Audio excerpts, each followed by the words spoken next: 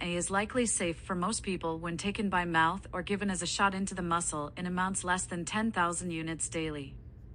Vitamin A is when taken by mouth in high doses.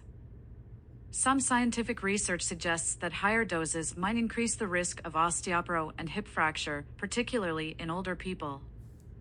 Adults who eat low-fat dairy products, which are fortified with vitamin A, and a lot of fruits and vegetables usually do not need vitamin A supplements or multivitamins that contain vitamin A. Long-term use of large amounts of vitamin A might cause including fatigue, irritability, mental changes, anorexia, stomach discomfort, nausea, vomiting, mild fever, excessive sweating. In women who have passed menopause, taking too much vitamin A can increase the risk of osteoporosis and hip fracture. There is growing concern that taking high doses of antioxidant supplements such as vitamin A might do more harm than good. Some research shows that taking high doses of vitamin A supplements might increase the chance of death from all causes and possibly other serious side.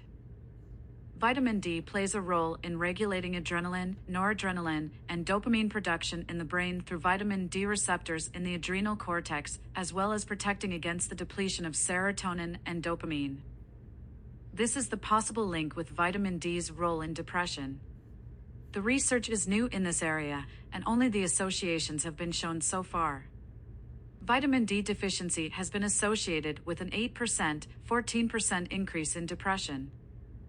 Research is also finding a relationship with low vitamin D levels and increased risk of suicide. In a study done on the Department of Defense Serum Repository personnel, researchers compared the vitamin D levels of 495 verified suicide cases versus 495 controls. They found the lowest 25D level are associated with an increased risk for suicide. Another study compared vitamin D levels in 59 suicide attempters, 17 non-suicide depressed patients, and 14 healthy controls.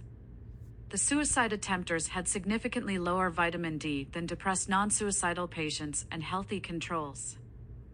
In the 1970s, Nobel laureate Linus Pauling popularized the idea that vitamin C could prevent colds. Today, drugstores are full of vitamin C-based remedies. In 2007, researchers analyzed a raft of studies going back several decades and involving more than 1,000 subjects to arrive at a disappointing conclusion: vitamin C didn't ward off colds, except among marathoners, skiers, and soldiers on subarctic exercises. Of course, prevention isn't the only game in town. On the other hand, can the vitamin C cut the length of colds?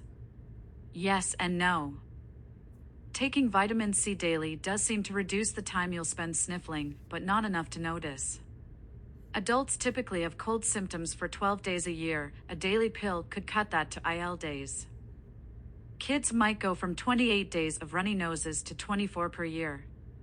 The researchers conclude that minor reductions like these don't justify the expense and bother of year-round pill popping.